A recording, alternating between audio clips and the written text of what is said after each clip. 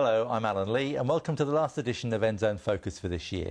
It seems apt that this last programme is about a subject which has been at the centre of the news pretty much for the whole year. This time last year we were looking at the new boundaries which would mark out the Auckland supercity. Now they're in place, the old has been swept away and a new mayor has been installed. He of course is former Manukau Mayor Len Brown. He's our special guest on the programme today. Len, welcome to the programme.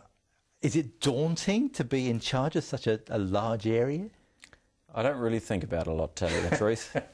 It doesn't pay to. I mean, it's certainly new and challenging, invigorating. And every day I'm getting up thinking, oh, this is just fabulous. So to your viewers who are Aucklanders, thank you. It seemed to us as journalists and observers that at times it was a very bruising campaign. It seemed to go on forever. Well, I announced early, and John obviously, you know, sort of saw this coming a long way off, and so he was very early into the breach, and always seemed to be going for the job. But I announced early because people either knew me vaguely as the Mayor of Manukau or more as the guy who fell over and had a heart attack.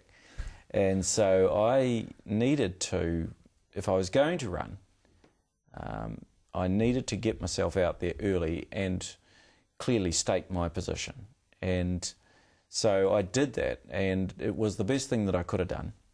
It meant it was a long campaign.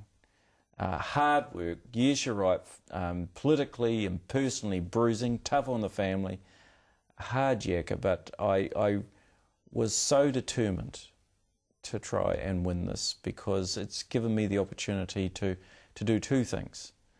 As a passionate Aucklander, to set the values for Auckland at the outset, get it right.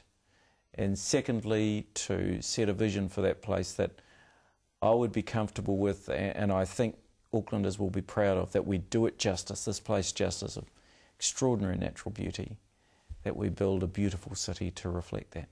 You've certainly got a huge area. I was driving into the city from Northland on Sunday. 5,000 square kilometres. That must be... It's big. Yeah.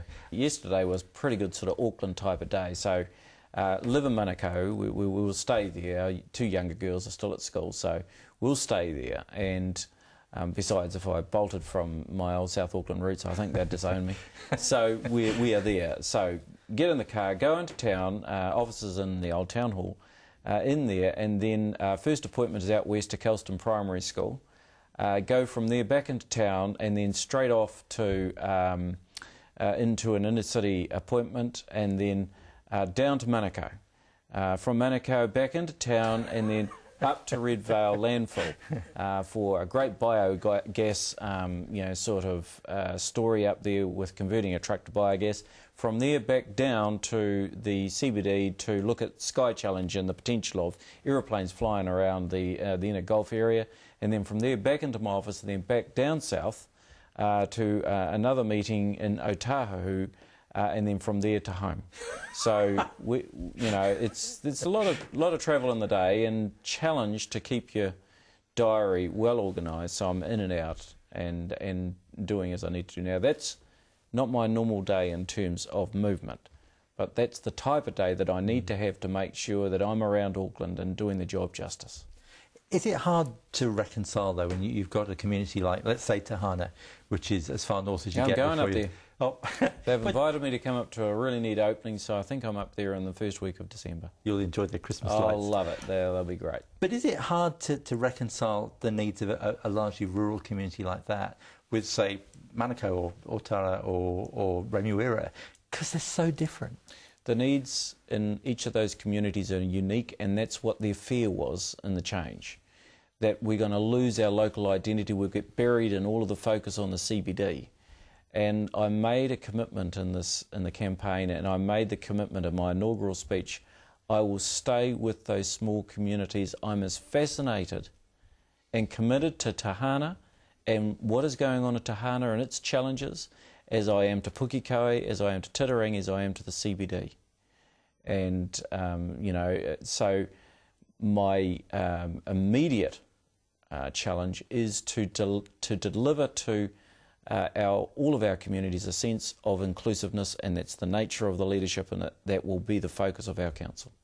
I think we've actually just broken a record in the number of times Tahana's been mentioned on a national there television you go. programme. We're doing it. Tahana rules. There are lots of expectations on you, though, aren't you? Because you've come from, I guess, an old-fashioned socialist background. You know, a lot of your... That's nice. I mean that in a nice way. Oh, yeah. You've got a lot of your policies, like the transport policies, the leisure centres, swimming pools, parks. They're like local government used to be before we concentrated on business. So can you reconcile that the needs of the business community with the needs of the people who live here? Yeah, my politics are that of the community.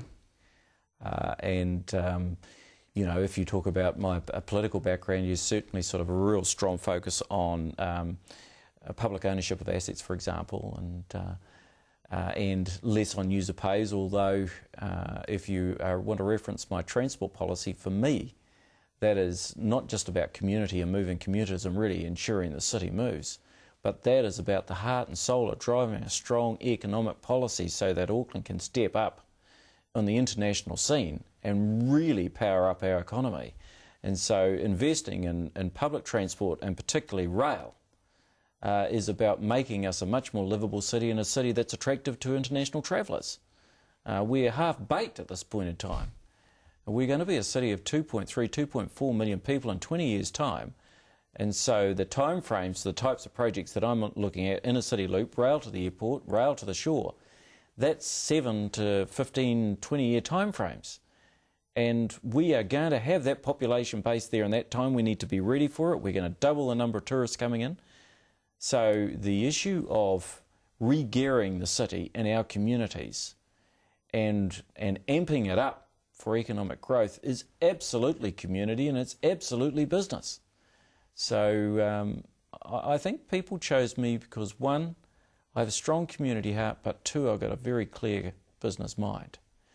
And I'm hoping to bridge that gap and be the springboard to enable the unleashing of Auckland. And boy, it's been an exciting ride so far. OK, well, we'll take a break there and we'll be back with you in a couple of minutes.